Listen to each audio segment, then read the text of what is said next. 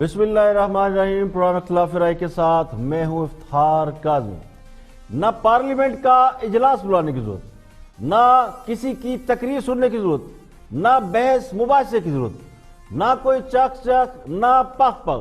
फैसला करो, social media gadget के जरिए मैसेज सर्कुलेट कराओ और काबीना से मंजूरी हासिल कर लो। ना वुज़रा को दिमाग लड़ाने की जरूरत, ना कहीं एक जगह जमा होने की जरूरत।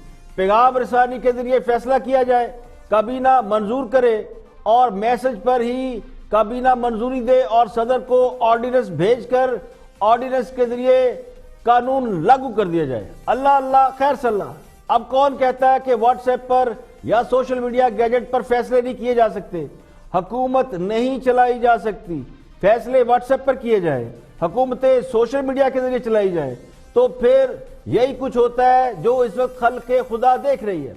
अब नैब का तरमीमी ऑर्डिनेंस काबीना ने एक सर्कुलेशन मैसेज के जरिए मंजूर करा लिया, जो सदर को मंजूरी के लिए भेज दिया है और सदर उसको मंजूर भी कर लेंगे। ये वो ऑर्डिनेंस है जिसके मुताबिक महकमाना नकाइस पर सरकारी मुलाजिम के खिलाफ अब नैब कार्रवाई नहीं करेगा। यानी नैब का तरमीमी ऑर्डिनेंस जो है वो काबीना ने मंजूर कर लिया है। अब सिर्फ ऐसे मुलाजिमिन के खिलाफ कार्रवाई होगी जिनके नकाइस से फायदा उठाने के शवाहिद होंगे। सरकारी मुलाजिमिन की जायदाद को अदालती हुक्मनामे के बगैर मुंजमद नहीं किया जाएगा। यानी हुकूमत ने अब सरकारी मुलाजिमिन के जितने तहफ़्फ़ुज़ात थे उनको दूर करने के लिए एक ऑर्डिनेंस मंजूरी के लिए तैयार कर लिया है, जो सदर ऑर्डिनेंस के लिए उसको मंजूर कर लेंगे। काबीना तो मंजूरी दे चुकी है। इस ऑर्डिनेंस के मुताबिक सरकारी मुलाजिमिन के असासों में बेजा इजाफे पर इख्तियारात के नाजायज इस्तेमाल की कार्रवाई हो सकेगी और 3 माह में अगर नैब तहक़ीक़ात मुकम्मल ना कर सके तो गिरफ्तार सरकारी मुलाजिम जमानत का हकदार होगा। नैब 50 करोड़ से ज़ायद की करप्शन और स्कैंडल पर कार्रवाई कर सकेगा। टैक्स, स्टॉक एक्सचेंज, IPO से मुतल्लिक़ मामलात में नैब का दायरा इख्तियार बिल्कुल खत्म कर दिया गया है। FBR, SCCP, building control authority अब इस हवाले से कार्रवाई कर सकेंगे। जमीन की कीमत के तयन के लिए FBR या डिस्ट्रिक्ट कलेक्टर के तय करदा रेट से नैब कार्रवाई लेगा। तो नैब का जो दायरा कार है वो सरकारी मुलाजिमीन के हवाले से बिल्कुल महदूद कर दिया गया है। ये सहूलत ना किसी सियासतदान को हासिल होगी, ना किसी और अवामी नुमाइंदे को हासिल होगी। अब सवाल ये है कि हुकूमत क्या ब्यूरोक्रेसी से डर गई है या फिर ब्यूरोक्रेसी ने हुकूमत को इतना दबाव में डाल दिया है कि उनके लिए तो नैब के ऑर्डिनेंस में तरमीम की जा रही है। और ये भी सवाल है कि अगर हुकूमतें ऑर्डिनेंस के जरिए चलाएंगे, फैसले व्हाट्सएप या पैगाम रसानी के जरिए होंगे तो नताइज क्या निकलेंगे? अगर मीडिया इस बात को उठाता है तो खास साहब को बहुत शदीद गुस्सा आता है। वो ये कहते हैं कि मीडिया माफिया है, वो अच्छी खबरें नहीं देता। ये सारे माफिया, अखबारों में माफिया बैठा है। अखबारों में आप देखेंगे कि हर रोज बुरी खबर, कई अखबारों में कई ऐसे सहाफी हैं जो पुराने निजाम से फायदा उठा रहे थे, पैसे बना रहे थे, आज उनकी रोजी बंद है, वो खिलाफ लिख रहे हैं। कई ऐसे लोग हैं जिनको करप्ट निजाम जाने की वजह से खौफ ये है कि उनका पैसा बंद हो जाएगा। एक कस्टम का कलेक्ट अब खास साहब खुद ये कह रहे हैं कि हुकूमत अभी कामयाब नहीं हुई, कामयाब होती तो कामयाबी के दावे किए जाते। यानी खास साहब ये कह रहे हैं कि माफिया को डर है कि हम कहीं कामयाब ना हो जाए। तो यही बात तो मीडिया कह रहा है कि आप अभी तक कामयाब नहीं हुए। 1.5 साल में हुकूमत की नाकामियां, बैड गवर्नेंस, मुस्तकिल मुआशी पॉलिसियों का ना होना और दर्जनों चीजें ऐसी हैं जो कि सामने है। तो मीडिया यही बात कह रहा है, यही लिख रहा है। हाँ साहब भी खुद ये बात कह रहे हैं कि अभी हम कामयाब नहीं हुए, कामयाब ना हो जाए, लोगों को इस बात का डर है। तो जो आप कह रहे हैं मीडिया वही दिखा रहा है, तो इसमें मीडिया का क्या कसूर है? आगे बढ़ते हैं। जनरल ट्रायल अमजद शरीफ गुफ्तगू कर रहे हैं। जनरल मुशर्रफ को सजा के हवाले से उनका पॉइंट ऑफ व्यू देखते हैं। वॉच जनरल ट्रायल अमजद शरीफ। रेफरेंस का इरादा नहीं लगता हुकूमत का कि रेफरेंस को फाइल किया जाएगा और उनका बड़े एहतियात की जरूरत है। तो इस एहतियात की सूरत में जो रिजल्टमेंट पाई जाती थी इदारे के अंदर, उसका क्या होगा? क्या बेहतर हल निकल सकता है उसका? देखिए, जहां तक अदारे का ताल्लुक है, मैं समझता हूं कि उन्होंने अपनी रिजर्वेशंस तो कन्वे कर दी لیکن ریفرنس کی بات جہاں تک کہ وہ ادارے نے نہیں کی، وہ حکومت کو خود دیکھنا چاہیے اور لیگل ایکسپرٹس بیٹھے ہیں. اگر ریفرنس بنتا ہے تو ریفرنس دیا جائے، ورنہ ایسے ہی اس کو میرا خیال ہے کہ ایکسرسائز کے طور پر نہیں کرنا چاہیے. دوسری طرف یہ ہے کہ جو اعتراضات تھے وہ میرا خیال ہے مختلف نوعیت کے ہیں. اعتراضات یہ ہیں کہ جب آپ نے 12 اکتوبر کا فیصلہ دیکھا تو اس وقت جھگڑا تھا نواز شریف صاحب اور یعنی پی ایم ایل این اور جنرل مشرف کے درمیان، اور جج نیوٹرل تھے، انہوں نے فیصلہ کیا جیسا بھی کیا. اب 3 نومبر کا جب آتا ہے تو جج کے خلاف تھا، جج نکالے گئے تھے، وہ جج پارٹی اس میں جھگڑے میں پارٹی تھے، وہ سب بن کے بیٹھ گئے. تو وہاں پہ جب انہوں نے اس کو آرٹیکل 6 سے کیس کو انسٹیٹیوٹ کرنے کا کہا تو آپ اگر مختلف لوگوں کو سنیں، عرفان قادر صاحب کو اور لوگوں کو، تو وہ لگتا یہی ہے کہ وہ وہاں پہ انہوں نے اپنی مخاصمت چونکہ خود نکالے گئے تھے اس لیے انہوں نے یہ کام کیا. ٹھیک، میں یہ نہیں کہتا کہ ان کا ٹرائل نہیں ہونا چاہیے، ٹرائل ہو اور فیئر ٹرائل اگر ہو جائے تو سزا بھی ہوتی ہے، تو پھر کسی کو کوئی اعتراض ہونا نہیں چاہیے. اور اس میں بعد میں جب چلایا گیا تو اس میں ابھی کہا جاتا ہے نا، جیسے ابھی حسن اقبال کہہ رہے تھے کہ جناب آئندہ کے ماشاء اللہ کا رستہ رک گیا. نہیں، ماشاء اللہ کا رستہ نہیں رکا. اس کی وجہ یہ ہے کہ اگر کوئی آج چیف آف آرمی صاحب ماشاء اللہ لگائے، اس کو جج بھی مل جائیں گے جو اس کو ریگولرائز کر دیں گے، اور اس کو پولیٹیشین بھی مل جائیں گے جو 10 سال اس کے ساتھ وقت چلا دیں گے. کیونکہ آپ نے اس کو ان ٹوٹیلٹی نہیں دیکھا، آپ نے ایک آدمی کو ٹارگٹ کیا، آپ سسٹم کو ٹھیک کرنے کی بات نہیں کی. ججوں کے خلاف نہ اس ججمنٹ میں بھی کوئی انہوں نے لفظ نہیں لکھا کہ ججوں کو سزا ہونی چاہیے جنہوں نے یہ کیا. جنرل صاحب میرا ایک سوال، یہ آپ نے بہت بڑی ایکوزیشن لگائی کہ اگر کوئی مارشل لا لگتا ہے تو ان کو جج بھی مل جائیں گے. یہ کس طرح اتنے آرام سے جج مل جاتے ہیں؟ یہ کیا پروسیس ہوتا ہے؟ اس لیے کہ جج کو سزا ہی نہیں دی آپ نے. جب آپ کسی کو سزا نہیں دیں گے تو وہ تو مل جائے گا، کیونکہ پہلا کیس تو آپ نے اسی طرح رہنے دیا 12 اکتوبر والا. سوال یہ ہے کہ اگر آئین توڑنے پر کسی سابق جرنیل کو سزا سے مارشل لا کا راستہ نہیں روکا جا سکتا تو کیا کسی جج کو سزا دینے سے آئین شکنی کا راستہ روکا جا سکتا ہے؟ اور کیا سزا کے خوف سے جرائم روکے جا سکتے ہیں؟ جرم صرف ایک صورت میں رکتا ہے، اگر اسے جرم سمجھا جائے. لیکن اگر کسی چیز کو جرم سمجھا ہی نہ جائے، جب آپ کی نظر میں آئین کے آرٹیکل 6 کی خلاف ورزی ہی نہیں ہے، تو پھر سزا کے خوف سے یہ معاملہ کیسے رک سکتا ہے؟ آئین کا آرٹیکل 6 تو جس دن سے آئین وجود میں آیا 73 کا آئین اس وقت سے موجود ہے. اس کے بعد 2 بار جمہوریت کا بوریا بستر لپیٹا گیا. تو آرٹیکل 6 کے ہوتے ہوئے جنرل ضیاء صاحب نے مارشل لا لگایا، مشرف صاحب نے نواز شریف کی حکومت ختم کی. تو اگر تو اعتراض اس بات پر ہے کہ جنرل مشرف کو اکیلے سزا نہیں ملنا چاہیے تھی بلکہ ان ججوں کو بھی سزا ملنا چاہیے جنہوں نے مشرف کے اقدامات کو درست قرار دیا، تو یہ کسی حد تک لاجیکل ہے. لیکن سوال یہ ہے کہ مارشل لا تو صرف ایک بندہ لگاتا ہے، اس کا حکم چلتا ہے. اب اگر لوگ اس کو نہ مانیں تو پھر اپنی جان و مال سے ہاتھ دھونا پڑتے ہیں، مجبوری میں ڈکٹیٹر کا ساتھ دینا پڑتا ہے. تو اصل حکم ڈکٹیٹر کا چلتا ہے، باقی اس کا حکم ماننے کے پابند ہوتے ہیں، اس لیے تو اسے مارشل لا کہتے ہیں. پھر بھی اگر کسی کو لگتا ہے کہ ججوں کو کٹہرے میں لانا چاہیے، اکیلے مشرف کو سزا نہیں ملنا چاہیے، تو حکومت کے پاس یہ پورا اختیار موجود ہے کہ اس معاملے کو عدالت میں دوبارہ لے جائے، دوبارہ کیس کر دے. ان ججوں کو جنہوں نے مشرف صاحب کے اقدامات کو درست قرار دیا یا ان کے ان اقدامات میں جن پہ انہیں سزا ملی اس میں وہ شریک کار تھے، تو انہیں بھی کٹہرے میں لے آئے. اگر عدالت یہ کیس نہ سنے، عدلیہ اس کیس کو آگے نہ لے جائے، تو پھر ہم سب اس پہ اعتراض کرتے ہیں، اس پہ اعتراض بنتا ہے. آگے بڑھتے ہیں اور احسن اقبال کے حوالے سے بات کرتے ہیں. ابرار الحق نے وسیم بادامی کے ساتھ اس معاملے میں بات کی. ابرار الحق وہ ہے جو احسن اقبال کے مقابلے میں پی ٹی آئی کے امیدوار تھے اور الیکشن ہار گئے. اب وہ اپنا ورژن دے رہے ہیں، اس حوالے سے دیکھتے ہیں کیا فرماتے ہیں ابرار الحق. اور گولی مارنے کی بات کو لمبی بحث ہو جائے گی. آپ اگر جوتے اور گولی مارنے کو کوٹ کرنے کے قابل ایگزامپل سمجھتے ہیں تو مجھے افسوس ہے اس بات پہ. جوتے اور گولی کی آپ کو مذمت کرنی چاہیے، بے شک آپ کے سیاسی مخالف ہیں، اس کو کوٹ نہیں کرنا چاہیے آپ کو میرے خیال میں. اور دوسرا مجھے حیرت ہے کہ یہ لوگوں کے سینٹیمنٹس کی مذمت کیوں کرتے ہیں آپ؟ یہ ڈیموکریسی گولی مارنے کے سینٹیمنٹ کی میں ہمیشہ مذمت کروں گا. آپ نہیں کریں گے میرے ساتھ کی مذمت.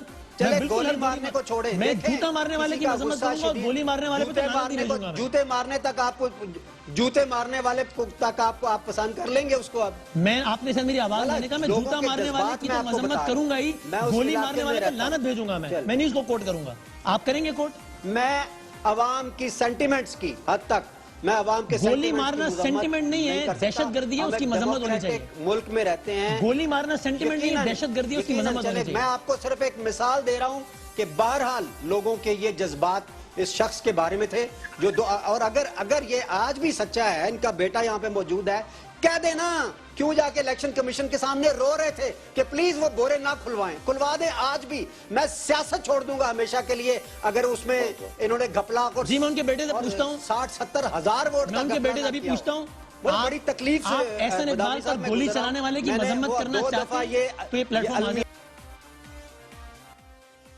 देखिए, जब सियासत में जाती रंजिश, पर्सनल ग्रज और नफरत का अंसर शामिल हो जाए और आप तशद्दुद के अमल को जमहूरियत का हिस्सा करार दें तो फिर मुआशरे में तशद्दुद ही बढ़ेगा, नफरत और हिजान में इजाफा होगा। सियासी मुखालफिन को जूते पड़ने या गोली मारने के अमल को कभी भी अच्छा नहीं कहा जा सकता, लेकिन अगर आप उसे जमहूरियत करार दें तो फिर मादत के साथ ना आपको जमहूरियत की समझ है ना आपकी सियासी तरबियत हुई है। अलमिया तो यही है कि सियासी तौर पर ना तजर्बाकार लोग सियासत में जाती रंजिशों और नफरत को इस हद तक आगे ले आए हैं जिससे मुआशरे का अमन शदीद खतरे में है। सबको मालूम है इब्राहिम हक बहुत ही नामवर पॉपुलर गुलकार है। उन्होंने एहसन इकबाल के खिलाफ इलेक्शन लड़ा था और हार गए थे, चूंकि सियासत से इनका ताल्लुक वाजबी सा है और गुलकार रहे हैं, लेकिन एहसन इकबाल के मुकाबले में इलेक्शन नहीं जीत सकते। फिर कुछ फलाई काम किए, हॉस्पिटल बनाया जहां अपने रिश्तेदारों को भारी मुआवजे पर मुलाजमत दे रखी है। तो एहसन इकबाल की गिरफ्तारी के हवाले से मुझे भी लगता है कि कम अज कम इब्राहिम हक की एक सोच हमें देखने को मिली है कि वो अपने सियासी मुखालिफिन के हवाले से क्या सोच रखते हैं जो उनकी जमात भी रखती है। तो इलेक्शन में वैसे भी जो हारता है वो कब समझता है कि वो मेरिट पे हारा, वो समझता यही है कि वो जीतने वाला था, उसे साजिश के तहत हराया गया। अब ये मौकफ तो हो सकता है, लेकिन ये कहना कि अगर किसी को जूते पड़ते हैं, किसी सियासतदान को या उसे गोली मारी जाती है और ये अमल जमहूरी है, तो ये आपकी हकीकी सोच को रिफ्लेक्ट करता है। मावन खसूसी बराए इत्तलात फरदौस आशिक ऐवान, जिन्होंने राना सनाउल्लाह का फैसला आने पर इसे लाहौर हाई कोर्ट का अनोखा फैसला करार दिया। देखते हैं कि उस मामले में और क्या कहती है। देखिए, बेल ग्रांट होने का मतलब ये नहीं है कि आपका केस खत्म हो गया। बेल तो आपकी 302 का मुल्जम उसको भी मिल जाती है। बिल्कुल दुरुस्त कह रही हैं कि बेल होने का मतलब ये नहीं है जमानत का मतलब कि मुल्जिम बरी हो गया है, मगर जिस तरीके से एक के बाद एक जमानत हो रही है, आज के केस में भी आपने कहा कि एक अनोखा वाकया है कि जिस तरीके से एक मंशियात के केस में लाहौर हाईकोर्ट ने जमानत दे दी है, तो ये आपसे सवाल नहीं बनता कि अदालत को इतने केसेस अनोखे लग रहे हैं, उनकी कोई बुनियाद नहीं है कि एक के बाद एक जो जमानत के फैसले आ रहे हैं उसमें अदालत कभी नैब पर सवाल उठा रही है, उसकी नियत पर सवाल उठा रही है। चीफ जस्टिस कह रहे हैं साबिक कि ये सियासी इंजीनियरिंग लग रही है, उसका तासुर दे रही है। ये अनप्रेसिडेंटेड इस हवाले से है कि एंटी नारकोटिक्स कोर्ट के अंदर जब इस किस्म का कोई केस आता है, आज तक 15 kg हीरोइन के मुल्जम को, तो फिर वो इस तरह अगर कोई रिलीफ हाई कोर्ट से जाके लेता है ऐसे केस में जिसका अभी ना चार्ज फ्रेम हुए हैं ना ट्रायल शुरू हुआ है, तो वो सबूत ANF कहाँ दे? मीडिया में वो दे नहीं सकते, क्योंकि वो मैं आप या सिविल सोसाइटी के कोई आम लोग नहीं है कि हर शख्स के सामने वो चीजें लाएं। आम केस में वो पकड़ी गई मंशियात के साथ मुल्जिम की तस्वीर जरूर रिलीज करते हैं, इस केस में नहीं की। आम केस में DG ANF वजीर के साथ बैठ के प्रेस कॉन्फ्रेंस नहीं करते हैं, इस केस में की। आम केस में DG ANF वजीर के साथ मिलकर वजीर आजम को सबूत नहीं दिखाते हैं। वो वजीर आजम जो राना सनाउल्लाह के मुखालिफ हैं उन्हें मूंछों से पकड़ के घसीटने की बात करते रहे हैं, इस केस में किया, तो क्या सबूत मौजूद है? मुझे 100% यकीन है कि एक ऐसा जिम्मेदार अदारा जिसका काम ही इस मुल्क से मनशियात का खात्मा है और इस लानत को पाकिस्तान से ख़त्म करना है, वो कभी भी इस तरह दानिस्ता तौर पे किसी भी ऐसी सियासी इंतकामी कार्रवाई में हिस्सेदार नहीं बन सकता। ट्रायल कोर्ट के अंदर ये प्रोसेस शुरू होगा। आप देखेंगे कि ANF को सबूत भी देने पड़ेंगे और मैं तो कन्विंस्ड हूँ कि वो अगर कोई ऐसा केस जिसमें उनके पास सबूत नहीं हूँ, वो ऐसा केस बना ही नहीं सकते। देखिए, मसला ये है ही नहीं कि ANF के पास वीडियो सबूत है या नहीं है, ANF نے یہ دعویٰ نہیں کیا تھا کہ انہوں نے رانا ثناء اللہ کی گرفتاری کے وقت اس کی ویڈیو بنائی تھی. یہ دعویٰ جناب شہریار افریدی نے کیا تھا. انسداد منشیات کی عدالت کے وہ جج جنہیں واٹس ایپ پر پیغام کے ذریعے بدلا گیا، تبادلہ کیا گیا ان کا، انہوں نے کئی بار اس بات کی ڈیمانڈ کی تھی کہ رانا ثناء اللہ کی اگر کوئی ویڈیو موجود ہے تو عدالت میں پیش کریں، لیکن کوئی ویڈیو عدالت میں پیش نہ کی جا سکی. جس کے بعد سیف سٹی پروجیکٹ کے تحت جو CCTV کیمرے لگے ہیں ان کی فوٹیج منگائی گئی. اس میں رانا ثناء اللہ کی گرفتاری کا تو پتہ چل گیا، لیکن مال برآمدگی کا کوئی ہلکا سا بھی اشارہ نہیں ملا. تو لگتا یوں کہ اب سارا بوجھ ANF پہ ڈال دیا گیا کہ ان کے پاس ویڈیو موجود ہے، ٹرائل کے دوران پیش کریں گے. تو پھر 6 مہینے تک کیا کرتے رہے؟ رانا ثناء اللہ کی اہلیہ نے میڈیا پر آ کر یہ انکشاف کیا تھا کہ اس بات کی کوشش کی جا رہی ہے کہ رانا ثناء اللہ کے کسی ہمشکل کو لے کر ویڈیو بنائی جائے. تو وہ پلان بھی فیل ہو گیا، اور ویسے بھی ویڈیو اگر بنتی تو اس کا فرینزک ہوتا. تو ANF کے حکام جب خود یہ کہہ چکے کہ ان کے پاس کوئی ویڈیو ثبوت موجود نہیں، تو جو بحث ہو رہی ہے وہ اس بات پر بالکل نہیں ہو رہی کہ رانا ثناء اللہ گناہگار ہیں یا بے گناہ ہیں.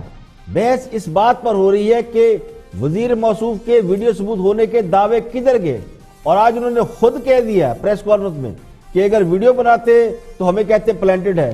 تو جب ویڈیو تھی نہیں تو پھر یہ کیوں کہا گیا کہ جان اللہ کو دینی، ہمارے پاس ویڈیو ایویڈنس موجود ہے.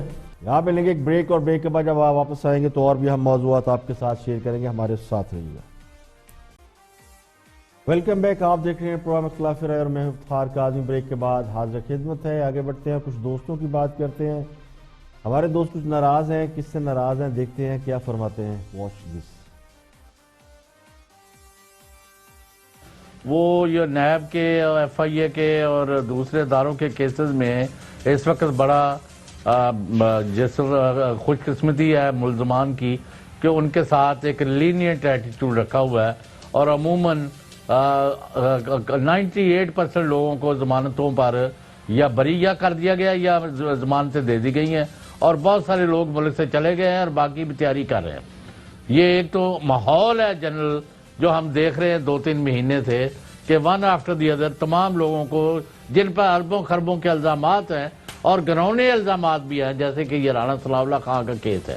اب ایک تو یہ بات ہے کہ عدالتیں جو ہیں یا وکلاء جو ہے حاوی ہیں، یہ کہہ لیں آپ. اور پھر یہاں بہت کہانیاں پھر رہی ہیں کہ کتنے وکیلوں نے کتنے ارب روپیہ لیا اور کس کو دیا اور نہ دیا. اس کو اگر قطع نظر، پہلے بات تو یہ ہے کہ یہ ٹرائل کورٹ کے لیے جس جج کو بھی نامینیٹ کیا گیا نا، وہ مقدمے سے بھاگ گئے ہیں. انہوں نے کہا جی میری یہاں سے ٹرانسفر کر دے. اس وقت تک ٹرائل شروع نہیں ہوا، اور ANF کا یہ دعویٰ ہے کہ جو ثبوت ہے جب ایک عدالت اپنا مقدمہ شروع کرے گی، یعنی وہ لگایا جائے گا الزام اور پھر ہم اپنا ایویڈنس مانگیں گے اور گواہ پیش کرنے ہیں، ہم سارا کچھ تب دیں گے. تو اب انہوں نے ضمانت لے لی ہے، تو اب یہ تو ہوگی جاگنسائی. اور لوگ اب یہ کہہ رہے ہیں، یہ بات اب چھوڑ دیں، رانا ثناء اللہ کا کیس ہے یا آصف زرداری کا یا فریال تالپور یا کیا نام ہے میمن ہے یا اور بھی خورشید شاہ ہیں یا ادھر ان کے مفتاح اسماعیل ہیں، اب نام گننے مشکل ہو رہے ہیں. جی ہاں، بے شمار. اور نواز شریف ہے، شہباز شریف ہے، مریم ہے، سب کی ضمانتیں ہو چکی ہیں. تو پھر لوگ پاکستان کے وزیر اعظم عمران خان صاحب سے ایک تو وہ یہ چاہتے ہیں کہ عمران خان صاحب اپنا کرپشن کے خلاف جہاد کا جو دعویٰ ہے اس کو ختم کریں، اس کی آپ بات نہ کریں. ایک بڑا سادہ سا شعر ہے کہ کروں گا کیا جو محبت میں ہو گیا ناکام، مجھے تو کوئی اور کام بھی نہیں آتا.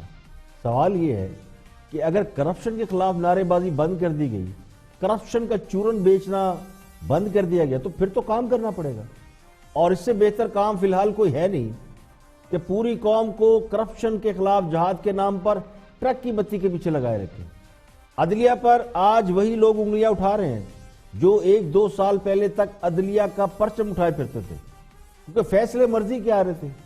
اب میرے دوست یہ کہتے ہیں کہ ANF کے پاس ثبوت موجود ہیں، جب وہ کورٹ میں جائیں گے تو ثبوت دے دیں گے. ANF کا ورژن آ چکا ہے، ان کے پاس کوئی ویڈیو ثبوت موجود ہی نہیں.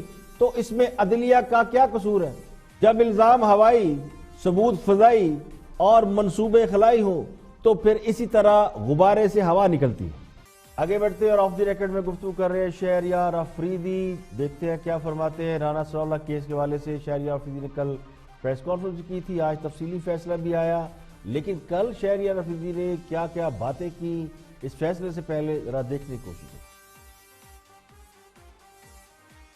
دیکھیں بہت سمپل ہے، جو فوٹیج ہوتی ہے وہ سی سی ٹی وی کیمرہ سے لی جاتی ہے، اور جو ویڈیو ہوتی ہے وہ کیمرہ سے پلانڈ ہو کے بنائی جاتی ہے۔ مثال کے طور پہ آپ کے پاس کیمرہ ہے، آپ کے پاس پورا سیٹ اپ ہے، اور آپ ایک چیز کو پراپرلی کر رہے ہیں۔ فار ایگزامپل ابھی میں اور آپ یہ ٹاک شو کر رہے ہیں، کیمرہ اس کو ریکارڈ کر رہا ہے، یہ پلانڈ ہے۔ سی سی ٹی وی کیمراز وہ ہوتے ہیں کہ جب ہم نے کہا کہ جی 3 ہفتے فیصل آباد میں وہ بندہ پکڑا گیا، اور جو اس نے آگے لیڈز دی، لیڈز کے بعد جب رانا ثناءاللہ صاحب کا نام آیا اور 3 ہفتے تک اس کو فالو کیا گیا، وہ سیف سٹی کے اور وہ تمام ایریاز جدھر سے وہ گاڑی گئی ان کے فوٹیجز، جو کہ اکارڈنگ ٹو لا 17 دن کے اندر تمام ثبوت عدالت کو پیش کرنے ہوتے ہیں۔ وہ تمام چیزیں آج پروسیکیوشن اے این ایف کی پروسیکیوشن ٹیم کی میراتھن پریس کانفرنس تھی، ان سب نے وہ تمام چیزیں وہاں پہ پرووائڈ کر دی۔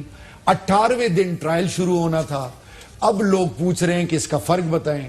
تو میرے بھائی یہ جو ضمانت ہوئی ہے کل، یہ کیس ختم نہیں ہوا، یہ پومپ اینڈ شو۔ اس طرح میں بھی آگے آؤں گا، پہلے ذرا مجھے یہ سمجھائیں کہ فوٹیج کیمرے سے یہاں سے ریکارڈ ہو یا سی سی ٹی وی میں فوٹیج ریکارڈ ہو، اس سے ثبوت پہ فرق کیا پڑتا ہے؟ دیکھیں $1 بلین کوسچن، سی سی ٹی وی کیمرے سے وہ تمام فوٹیجز جس کو ڈیفنس نے، رانا ثناءاللہ کی لیگل ٹیم نے بھی اون کیا کہ وہ جو گاڑی موومنٹ، جو کہ ہمارے پاس جب پرائم منسٹر نے مجھے کہا کہ شہریار آفریدی صاحب آپ مہربانی کریں پتہ کریں کہ رانا ثناءاللہ کا کیس کیا ہے، میں نے ڈی جی اے این ایف سے بات کی، ڈی جی اے این ایف نے آ کے تمام ثبوت ہمارے سامنے رکھے، اس میں وہ ٹیلی فون کالز، وہ گواہان، وہ بندے، وہ سارا کچھ، وہ ایوری تھنگ، وہ فوٹیجز، وہ ساری چیزیں جب پرائم منسٹر کے ساتھ شیئر ہوئیں، اور جب ہم کنونس ہوئے کہ یس، کیونکہ میں نے یہ پوچھا آن ایئر، میں کہہ رہا ہوں کہ میں نے اپنی ڈی جی اے این ایف کو اور 2 بریگیڈیئر صاحبان کو، آر ڈی پنجاب کو اور جو بریگیڈیئر علی صاحب جو اسسٹ کرتے ہیں، میں نے ان سے کہا کہ آپ کو اپنی اولادوں کی قسم ہے، آپ ایمانداری سے یہ کہہ رہے ہیں کہ جو چیز ہے وہ صحیح ہے؟ انہوں نے کہا کہ بالکل حلفاً ہم آپ کو کہہ رہے ہیں۔ اب بات یہ ہے، آپ پتہ نہیں وزیر صاحب یہ کہنے کی کوشش کر رہے ہیں کہ انہیں تفتیشی ادارے نے بیوقوف بنایا یا وہ عوام کو بیوقوف بنانے کی کوشش کر رہے ہیں۔ کہتے ہیں عذر گناہ بدتر گناہ، ایک جھوٹ کو چھپانے کے لیے 100 جھوٹ بولنے پڑتے ہیں۔ تو شہریار آفریدی کو ان کی جلد بازی نے مروایا۔ اگر وہ رانا ثناءاللہ کے معاملے پر عدالت کے تفصیلی فیصلے کا انتظار کر لیتے تو ان کو دوسری بار سبکی کا سامنا نہ کرنا پڑتا۔ ان کی پرانی اور نئی ویڈیو سٹیٹمنٹ کو ملا کر دیکھے تو بہت سے لوگ تو کہہ رہے ہیں کہ ان پر آرٹیکل 62-63 کا بھی اطلاق ہوتا ہے، اور مزے کی بات یہ کہ وہ فوٹیج اور ویڈیو کا فرق بیان کر کے خود کو سچا ثابت کرنے کی کوشش کر رہے ہیں۔ ان کے پاس اس بات کا کوئی جواب ہے ہی نہیں کہ انہوں نے اے این ایف کے ساتھ بیٹھ کر خود پریس کانفرنس کیوں کی۔ تفتیشی ادارے نے پکڑا تھا، وہ پریس کانفرنس کرتے، ملزم کی مال کے ساتھ تصویر جاری کرتے، جو طریقہ کار ہے۔ اب اگر یہ ثابت کرنے کی کوشش کر رہے ہیں کہ ان کو تفتیشی ادارے نے بیوقوف بنایا، انہوں نے خلفیہ بیان دیا اور انہوں نے ان کے خلفیہ بیان پہ یقین کر لیا، تو یہ قوم کو بیوقوف بنانے کے سوا کچھ نہیں۔ اب تفصیلی فیصلے نے تو بہت سی باتیں کھول دی ہیں کہ 20 کلو ہیروئن پکڑی گئی تو 20 گرام لیبارٹری تک پہنچی، تو پھر باقی کا مال کدھر گیا؟ اب اس کی تلاشی کون دے گا؟ تو عدالت کے تفصیلی فیصلے نے وزیر صاحب کے دوسرے بیانات کی بھی نفی کر دی ہے، اور جس جوش و خروش سے وہ رانا ثناءاللہ کو مجرم ٹھہرانے چلے تھے، عدالت نے یہ بھی کہہ دیا کہ اس میں سیاسی انتقام کا کھلا راز ہے۔ آگے بڑھتے ہیں، آن دی فرنٹ میں گفتگو کر رہے ہیں محمود الرشید، پنجاب کے منسٹر ہیں، اور احسن اقبال کی گرفتاری اور اس کے بعد ایک اور انہوں نے دعویٰ بھی کیا اپنے اس سٹیٹمنٹ میں جو انہوں نے دیا۔ دیکھتے ہیں محمود الرشید کیا فرماتے ہیں۔ اتنی زیادہ یہ چیخو پکار، وائے ویلا، الزام تراشی اور منہ سے جھاگ نکل رہا ہے، مجھے سمجھ نہیں آ رہی کہ بھئی آپ لوگوں کے اوپر اگر الزام لگا ہے، آپ کے لیڈروں پہ لگا ہے انہیں عدالتوں سے ریلیف مل رہا ہے. آج مفتاح اسماعیل کی بھی بیل ہو گئی ہے, نواز شریف صاحب باہر جا چکے ہیں, مریم کی بیل ہو گئی ہے. پیپلز پارٹی کے بڑے بڑے لوگ جو ہیں وہ مہینہ 2 مہینے رہ کے پاک صاف ہو کے ان کی بیلیں ہو رہی ہیں اور وہ فیس ہو رہے ہیں, فیس کر رہے ہیں نا سارے پروسیجر کو. تو یہ اتنی زیادہ جنجلاہٹ, اور اگر یہ مریم اورنگزیب کے یا نون لیگ کے ذہن میں ہے کہ ان کے جانے کا وقت آ گیا ہے, ٹھہر گیا ہے وقت, ابھی تو وہ آیا ہے عمران خان. آپ 2 ٹینیور ذہن میں رکھیں, ایک یہ اور ایک اس سے اگلا 5 سال. جی. دوسری بات, میں راجہ صاحب کی بات بھی سن رہا تھا کہ وہ کہہ رہے تھے جی نیب کو جکڑا ہوا ہے اور یہی نون لیگ بار بار چیخو پکار کر رہی ہے. بھائی نیب کا چیئرمین کس نے لگایا تھا؟ عمران خان نے لگایا؟ نہیں. نیب کس نے بنائی تھی؟ کامران. وہ عمران خان نے بنائی. آپ نے نہیں بنائی. تو جب نیب انہوں نے مل کے بنائی, اس کے بعد یہ 10 سال تک حکمرانی میں رہے پیپلز پارٹی نون لیگ کی لیڈرشپ, انہیں خیال نہیں آیا کہ نیب کے قوانین کے اندر کوئی بہتری ہونی چاہیے, یہ کل کلا ہمارے اوپر پکڑے جائیں گے ہم لوگ. نہیں کیا کچھ بھی. اب جب چیئرمین کی باری آئی, دونوں نے مل کے لگایا چیئرمین کو. بھائی عمران خان کہاں کھڑا ہے کہ بار بار اس بات کو دہرانا کہ عمران نیازی گٹھ جوڑ, یہ فلاں گٹھ جوڑ. عمران خان نے صرف ایک بات کی ہے جو پاکستان کی 70 سالہ تاریخ میں کسی نے نہیں کی, وہ یہ کہ اداروں کو آزاد کرنے کا اس نے وعدہ کیا تھا. اس نے کہا سب ادارے آزاد ہیں. نیب آزاد ہے, بالکل نیب آزاد ہے, آزادانہ طور پہ جس کو چاہے پکڑے, جب چاہے پکڑے, تحقیقات کرے. اس ملک کی عدالتیں آزاد ہیں, اس ملک کی نیب آزاد ہے, اس ملک کے اداروں کو کام کرنے کا موقع دیا. عدالتیں سر, اب ایک سوال لے لیں, عدالتوں کو تو آپ آزاد چھوڑ نہیں رہے, وہ ایک جج نے فیصلہ دیا, آپ اس کو جوڈیشل کمیشن میں بھیج رہے ہیں. دیکھیں ہم جوڈیشل کمیشن میں نہیں اس کو بھیج رہے, وہ وڈرا کر لیا. نہیں, اس میں آپ اس کنٹروورسی میں اب جو آپ نے خود ہی شروع کیا سر. نہیں, وہ ختم ہو گیا نا, وہ کلیئر آ گئی, کلیئرٹی آ گئی کہ ہم نہیں جوڈیشل کمیشن. اچھا, جوڈیشل میں نہیں جا رہے آپ؟ جی, وہ آپ نے سن لیا ہوگا. میں یہ کہہ رہا ہوں کہ بات یہ ہے کہ اتنا زیادہ شور و غوغا کرنے کی بجائے احسن اقبال پکڑا گیا, کوئی قیامت تو نہیں آ گئی. احسن, یہاں نواز شریف شہباز شریف سارے پکڑے گئے ہیں, تو احسن اقبال کس کھیت کی مول. دیکھیے, اگر حکومت یہ سمجھتی ہے وہ 5 نہیں 10 سال حکومت میں رہیں گے تو اللہ کرے کوئی ایسا کام کریں کہ 10 سال حکومت میں رہے خان صاحب. مگر سوال یہ ہے کہ حکمران جواد نے کون سا ایسا کارنامہ سر انجام دیا ہے جس کی بنیاد پر وہ یہ مدت بھی پوری کریں گے اور اگلے 5 سال بھی حکومت میں رہنے کے دعوے کریں. کیا مہنگائی زیرو کر دی ہے, 1 کروڑ نوکریاں پیدا کر دی ہیں, 50 لاکھ گھر بنا کے دے دیے ہیں, ڈالر 50 روپے کا یا 100 روپے کا کر دیا ہے, پیٹرول 50-60 روپے فی لیٹر ہو گیا ہے, گروتھ ریٹ 7-8% ہو گیا ہے, قرضوں سے نجات مل گئی ہے, کرپٹ لوگوں سے کیا اربوں روپے نکلوا لیے گئے ہیں, کیا ادارے منافع میں چلے گئے ہیں, انڈیپینڈنٹ ہو گئے ہیں, ٹرینیں ٹائم پر آ جا رہی ہیں, لوگوں کو تعلیم اور صحت کی معیاری سہولیات مل گئی ہیں, انصاف اور قانون کا بول بالا ہو گیا. تو کوئی ایک کارنامہ بتا دے جسے بنیاد بنا کر یہ کہا جا سکے, یہ دعویٰ کیا جا سکے کہ بہت مثالی کارکردگی ہے. تو جھوٹے دعوے, لارے لپے, ٹرک کی بتیوں کے سوا عوام کو ملا ہی کیا ہے. یعنی ہم آہ بھی بھرتے ہیں تو ہو جاتے ہیں بدنام, وہ قتل بھی کرتے ہیں تو چرچا نہیں ہوتا. ہر صاحب اقتدار کو یہ غلط فہمی ہوتی ہے کہ اس کا اقتدار ختم نہیں ہوگا. یہ غلطی بادشاہوں کو بھی ہوتی تھی. آج جمہوری دور ہے جس میں ایک مدت کا تعین ہے, اس میں بھی یہ غلط فہمی برقرار ہے. جو ماضی کی حکومتیں تھی جب حکومت میں ہوتے تھے وہ بھی یہ کہتے تھے. تو جب آپ حکومت میں ہوتے ہیں تو آپ کو اپنا ہر فعل ٹھیک لگتا ہے, چونکہ خوشامدیوں نے گھیرا ہوتا ہے, اس لیے حقائق نظر نہیں آتے, حقائق نظروں سے اوجھل ہوتے ہیں. جس حکومت کے بارے میں بھی یہ رائے عامہ بن چکی ہو کہ جی کا جانا ٹھہر گیا اور اس کی وجہ کوئی اور نہیں ہو, مہنگائی, بیڈ گورننس, بے روزگاری, معیشت خراب, وہ بھی اگر یہ سمجھتی ہے کہ خراب کارکردگی, بیڈ گورننس کی بنیاد پر وہ پھر حکومت میں آ جائیں گے تو پھر ان کی عقل پر ماتم ہی کیا جا سکتا ہے. یہاں پہ لیں گے ایک بریک, اور بریک کے بعد جب آئیں گے تو اور بھی ہم موضوعات آپ کے ساتھ شیئر کریں گے اور کچھ انڈیا کی بھی آج بات کریں گے کہ جو کچھ انڈیا میں چل رہا ہے. بریک کے بعد حاضر ہوتے ہیں. ویلکم بیک, آپ دیکھ رہے ہیں پروگرام اختلاف رائے اور میں افتخار کاظمی. بریک کے بعد حاضر خدمت ہے, آگے بڑھتے ہیں, کچھ دوستوں کی خبر لیتے ہیں. معاملہ چونکہ شہری رفیدی کا ہی ہے اور ان کے بیانات کا ہی ہے. رانا ثناء اللہ کے حوالے سے جو انہوں نے دعوے کیے تھے اس پہ ان کو کافی بیک فائر ہوا ہے. حسن نثار صاحب بھی تجزیہ دے رہے ہیں, دلچسپ انہوں نے بات کی ہے, ایک سٹوری بھی انہوں نے شیئر کی ہے. دیکھتے ہیں کیا فرماتے ہیں حسن نثار.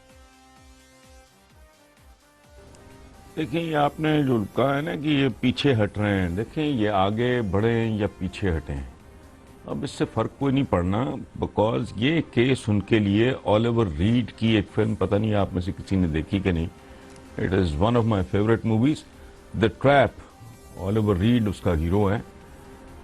تو اس کی کہانی ایک لائن میں یہ ہے کہ شکاری بہت زبردست شکاری ہوتا ہے، رہتا بھی جنگلوں میں ہی ہے، اور وی لیز ڈفرنٹ ٹریپس فار بڑے وشس قسم کے اینیملز کا وہ شکار کرتا ہے.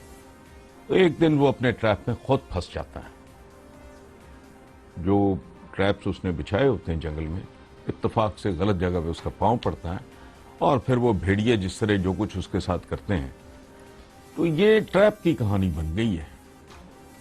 بس میں رانا ثناء اللہ والا کیس جو ہے وہ پتہ نہیں کیوں یہ ساری صورتحال دیکھ کے، یہ آپ کا سوال دیکھ کے obviously مجھے اچانک خیال آیا کہ یہ بالکل ٹریپ کی، اور آپ لوگ ضرور دیکھیں، آپ کو صحیح سمجھ آئے گی میرے جواب کی. اگر آپ وہ مووی دیکھ لو گے، must be available, net sheet پہ ہوگی کہیں. دیکھیں اسی لیے کہا جاتا ہے کہ لو آپ اپنے دام میں صیاد آ گئے. نواز شریف کی کرپشن کا معاملہ ہو، رانا ثناء اللہ پر منشیات کا کیس ہو، شاہدہ خان عباسی پر LNG کا معاملہ ہو، سارے الزامات باؤنس بیک ہو رہے ہیں. اور لگتا یوں ہے کہ بہت سے الزامات محض مفروضوں اور ذاتی اناد کی بنیاد پر لگائے گئے، جن کا حکومت کو اب فائدے کی بجائے نقصان ہو رہا ہے. بنیادی طور پر تو یہ حکومت کے لیے امبیرسمنٹ کا مقام ہے. اگر آپ اس کو بالکل غیر جانبدار طریقے سے دیکھیں تو خان صاحب نے اپنے سیاسی مخالفین اور ان کی کرپشن کے حوالے سے بہت بڑے بڑے الزام لگائے تھے اور اپنا ایک بیانیہ بنایا تھا، لیکن لگتا یوں کہ وہ بیانیہ بری طرح ناکام ہو رہا ہے. اس کی وجوہات کچھ بھی ہو، چاہے پروسیکیوشن پہ ڈالیں، چاہے یہ کہ مافیا ہے، چاہے کہ پچھلی حکومت کے لوگ ہیں، تو اس کا مطلب ہے کہ آپ وہ توڑ نہیں سکے، سب کچھ آپ کا کنٹرول نہیں ہو سکا. یہ حکومت کا کام ہے کہ وہ اپنے الزامات کو ثابت کرتی. اب لگتا یوں کہ سب کچھ واپس باؤنس بیک ہو رہا ہے، حکمران جماعت کے گلے پڑ رہا ہے، چونکہ جھوٹ کے پاؤں نہیں ہوتے اور جو گھڑا دوسروں کے لیے کھودا جاتا ہے اس میں خود بھی گر سکتے ہیں. تو درجن مثالیں ہیں، جب آپ دوسروں کے لیے کوئی جال بچھاتے ہیں، پلاننگ کرتے ہیں، تو خود اس کا شکار ہو جاتے ہیں. اور نقطہ نظر میں گفتگو کر رہے ہیں مجیب الرحمان شامی، دیکھتے ہیں کیا فرماتے ہیں. Watch this. تھی تو رانا ثناء اللہ صاحب اور ANF کے درمیان یہ معاملہ ہونا چاہیے تھا، لیکن اگلے ہی روز جناب شہریار خان صاحب جو ہیں انہوں نے باقاعدہ ایک پریس کانفرنس طلب کی. ANF کے جو باوردی سربراہ ہیں ان کو ساتھ بٹھایا اور ایک تفصیل میں گئے، ایسی تفصیل میں جس کی کوئی ضرورت نہیں تھی. اور کل تک بھی وہ تفصیل میں جا رہے تھے مسلسل. ٹاک شوز میں شرکت کی ہے، اتنی تقریریں کی ہیں، قومی اسمبلی میں بیانات دیے ہیں اور کلمے پڑھے ہیں، اللہ کو جان دینے کی تکرار کی ہے، اور رانا ثناء اللہ کی جو کچھ بھی وہ خدمت کر سکتے تھے، سرکوبی کر سکتے تھے، انہوں نے کی ہے. تو میڈیا اب انہوں نے آخری پریس کانفرنس میں یہ کہا کہ یہ میڈیا ٹرائل نہ کیا جائے اور میڈیا میں یہ چیز نہ طے کی جائے، یہ عدالت میں معاملہ طے ہونے دیا جائے. اب ڈاکٹر فردوس عاشق اعوان صاحبہ بھی یہی کہہ رہی ہیں، بالکل اچھی بات ہے، یہ معاملہ عدالت میں طے ہونا چاہیے. اور میڈیا میں کوئی میڈیا ٹرائل کیوں شروع ہوتا ہے؟ خود حکومت شروع کرتی ہے سیاسی.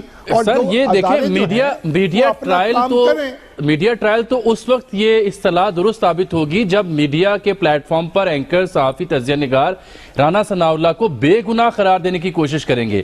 یہاں جو فیصلے میں جو جملہ لکھا ہے جس کی جانب محترمہ نشاندہی کر رہی تھیں کہ فیصلے میں کہا گیا کہ میڈیا نے انہیں بے گناہ قرار دیا ہے، ایسا کچھ بھی نہیں ہے. فیصلے میں تو لکھا گیا ہے کہ جو نیوز پیپرز کی کٹنگ ہے ان میں بھی ہم نے دیکھا ہے کہ کرٹیسائز کیا گیا ہے اس طریقہ کار کو جس کے طریقہ کار کے تحت کیس کو رجسٹر کیا گیا ہے. تو کہیں بھی بے گناہی کا لفظ استعمال نہیں کیا گیا. یہ غلط کیوں بتایا جاتا ہے عوام کو؟ میڈیا جو ہے، میڈیا میں سوالات ضرور اٹھائے گئے ہیں، جس انداز پہ گرفتاری کی گئی ہے، جو شہریار صاحب نے باتیں کی ہیں، ان کے جو تضادات سامنے آئے ہیں، اور کبھی ایک کے بعد دوسری کے بعد تیسری کے بعد چوتھی بات انہوں نے کی ہے، بعض اپنی باتوں کو پلٹا ہے اور ابھی انہوں نے 2 روز پہلے اپنی پریس کانفرنس میں کہا کہ انہوں نے تو ویڈیو کی بات نہیں کی، انہوں نے تو فوٹیج کی بات کی تھی، گویا انہوں نے آٹے کی بات کی تھی، انہوں نے روٹی کی بات نہیں کی. تو اب اس طرح کی باتیں اگر کریں گے، ان کو خود وزیر اعظم کو چاہیے اپنے وزیروں کو روک دیں. وہ جو زیر سماعت مقدمات ہیں ان پر تبصرے نہ کیا کریں. اور وہاں جن کا مسئلہ ہی بیان بازی ہو، جہاں ترجمانوں کی فوج ظفر موج اس کام کے لیے رکھی گئی ہو کہ وہ حکومتی موقف کا دفاع کریں، اور اس فوج ظفر موج کو خود پرائم منسٹر بلا کر یہ ہدایت دیں کہ کیسے حکومت کا میڈیا پر بیٹھ کر دفاع کرنا ہے، ان کو آپ بیان بازی سے روک دیں گے تو پیچھے کیا رہ جائے گا؟ وزیروں کی بیان بازی اور ترجمانوں کے بیانات سے تو کام دھندہ چل رہا ہے. بسا اوقات تو یہ لگتا ہے کہ جان بوجھ کر کنٹروورسی کریٹ کی جاتی ہے، متنازع بیان دیے جاتے ہیں تاکہ ان پر بحث ہوتی رہے. اگر یہ نہیں ہوگا تو لوگ حکومتی کاموں کو لے کر سوال اٹھائیں گے، بحث کریں گے، کارکردگی پر بات ہوگی، مہنگائی، بے روزگاری اور بڑھتے ہوئے جرائم پر بات ہوگی، صاف پانی کا سوال اٹھایا جائے گا، کچرا صاف کرنے کی بات کی جائے گی، تعلیم کے حوالے سے سوال اٹھائے جائیں گے، یکساں نصاب تعلیم کا پوچھا جائے گا، بلدیاتی نظام پر ٹاک شوز ہوں گے، تو پھر ان کا جواب دینا اور مشکل ہوگا. تو سیاسی مخالفین کے حوالے سے پوائنٹ سکورنگ چلتی رہے، بس یہی کافی ہے. تو یہ ممکن نہیں کہ لوگوں کو بیان بازی سے روک دیا جائے. شامی صاحب تو سادہ آدمی ہیں اور ان کے خیال میں وزیروں کے بیان سے صورتحال خراب ہو رہی ہے اور حکومت کے لیے وہ امبیرسمنٹ کا باعث بن رہے ہیں، جبکہ وہ اس حقیقت کو بھول رہے ہیں کہ وہ جن کو بولنا نہیں آتا وہ کم بولتے ہیں، وہ بیچارے بیک بینچر ہو کر بیٹھے ہیں. اور جہاں وزارتیں اس بات پر دی جاتی ہوں کہ کس کو اچھا بولنا آتا ہے، کون مخالفین کے چھکے چھڑا سکتا ہے، وہاں پر یہ توقع کرنا کہ ماحول کو ٹھیک کرنے کے لیے بیان بازی روک دی جائے، یہ توقع ہی عبث ہے. آگے بڑھتے ہیں اور پی ٹی آئی کی رہنما دلیپ عباس گفتگو کر رہی ہیں آف دی ریکارڈ میں، دیکھتے ہیں کیا فرماتی ہیں. ہمت ہے تو گرفتار کریں آپ اندلیپ صاحبہ. دیکھیں میں نے پہلے بھی کہا کہ گرفتاریاں جو ہیں وہ آئی انڈرسٹینڈ، مطلب انہوں نے نہ کبھی انڈیپینڈنٹ ادارے بنائے نہ بننے دیے، ان کو کیا یقین آئے گا کہ جی اداروں کو انڈیپینڈنس اگر نہ ہوتے تو پھر دیکھیں اگر ہم بھی وہ جسٹس قیوم والی عدالتیں رکھتے تو پھر ہمارے خلاف پھر ان کے حق میں بھی جو فیصلے آ رہے ہیں وہ کیسے آ رہے ہیں، کیونکہ ان کو یقین ہی نہیں ہے. اچھا جب دل کرتا ہے کہتے ادارے انڈیپینڈنٹ ہے، جب دل کرتا نہیں ہے. پہلی بات تو یہ ہے. دوسری بات بڑی کلیئر ہے اور وہ یہ ہے کہ آپ نے جو نظام آپ نے اتنے سال اتنی توجہ سے بنایا ہے with this thought کہ ہو ہی نہیں سکتا کہ کوئی اور آئے، ہم باریاں لیں گے، یہ آئیں گے پھر ہم آئیں گے، ہم مکمکہ کریں گے بیکاز دونوں کے اوپر فائلز ہیں، ادارے ہمارے نیچے ہیں، ہم اپنے رشتہ داروں کو وہاں لگاتے ہیں، کسی کی جرت کے ہمارے آگے کھڑے ہو. اب یہ ٹوٹلی انپریپیئرڈ ہے. اب جبکہ ادارے ان کو سوال کر رہے ہیں، صحیح کر رہے ہیں غلط کر رہے ہیں، مگر وہ ایک بات پوچھ رہے ہیں بلاول صاحب، یہ پوچھتے ہیں کہ جی ایک وزیر کو یا وزیروں کو کیسے پتا چل جاتا ہے کہ میں پلی بارگین کروں، ان کو کیا پتا اس کیس میں آگے کیا ہونا ہے، تو وہ کہتے ہیں وزیر کیسے یہ پہلے سے کیس کے بارے میں تفصیلات جان لیتے ہیں، پریڈکٹ کیسے کر لیتے ہیں. دیکھیں بات یہ ہے کہ یہ تو زرداری صاحب کا جو کیس ہے میرا خیال ہے کم از کم 200 پروگرامز تو ان پہ ہو چکے ہیں، جی آئی ٹی کی رپورٹ آ چکی ہے جس پہ ہم اتنا کچھ کہہ چکے ہیں کہ جی یہ پاپڑ والا، چینی والا، یہ سارا وہ 200 ٹیٹیاں شہباز شریف کی، ان کی ایک ہی وہ برلاس ٹریڈنگ جو ہے، دونوں کی ایک ہی منی لانڈرنگ کیسے، یہ تو سارا کورٹ میں بھی ڈسکس ہو چکا ہے. اور اس کے بعد آبویسلی ایک صحیح ہے کہ غلط ہے لیکن ہے لا، یہ بھی نیب کا لا ہے کہ پلی بارگن کی آپ کو اجازت ہوتی ہے اور آپ اس کی پیشکش کرتے ہیں، بہت سے لوگوں نے اس کا بینیفٹ لیا ہے. تو ایک اب اتنا زیادہ ایویڈنس آ گیا ہے کہ they are obviously going to now، ایک ہی لکونہ ہے اس کے اندر پلی بارگن کا جو کہ میرا خیال ہے کہ نہیں ہونا چاہیے، ترمیم یہ بھی ہونی چاہیے کہ پلی بارگن نہیں ہونا چاہیے، لیکن فی الحال تو ہے نا، اچھا ہے برا ہے آپ اگری کریں یا نہ کریں وہ ہے.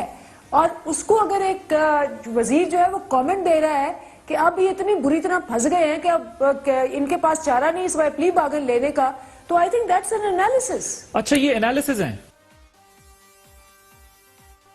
سیاسی مخالفین کا تجزیہ کرنے کی بجائے اگر تھوڑا سا تجزیہ اپنی کارکردگی کا بھی کر لیں، یعنی اپنی منجی تھلے ڈانگ پھیر لیں، تو کم از کم یہ پتہ چل جائے گا کہ اصل صورتحال کیا ہے۔ سارا دن سیاسی مخالفین کا تجزیہ کرتے رہتے ہیں کہ وہ کر کیا رہے ہیں، تو کبھی عوام کا بھی تجزیہ کر لیں کہ وہ کس حال میں ہیں، لوگ کس طرح بجلی گیس کے بلوں میں بری طرح پھنسے ہوئے ہیں، مہنگائی نے زندگی کتنی مشکل کر رکھی ہے۔ اب حالات تو یہ ہے کہ 2 سال پہلے لاہور جو اس لیے آنکھوں میں کھٹکتا تھا کہ جی لاہور میں سارا پیسہ لگ رہا ہے اور اسے پیرس بنایا جا رہا ہے اور پیرس کے ہم پلہ قرار دیا جا رہا تھا، اس شہر میں بھی کچرے کے ڈھیر لگے ہوئے ہیں، لوگوں کا سانس لینا دوبر ہو گیا ہے، اور یوں لگتا ہے کہ جیسے ہم کو 25-30 سال پہلے کا لاہور دیکھ رہے ہیں، جب یہاں پہ تانگے چلا کرتے تھے اور سڑکوں پر گند ہی گند ہوتا تھا اور ایک دھواں اور ایک پتہ نہیں کیا فضا آلودہ ہوتی تھی۔ اب جس طرح حکمران جماعت کے لوگ اپنے سیاسی مخالفین کے بارے میں جو کہتے ہیں وہ پورا ہو جاتا ہے، انہیں پتہ ہوتا ہے کون پکڑا جائے کون نہیں۔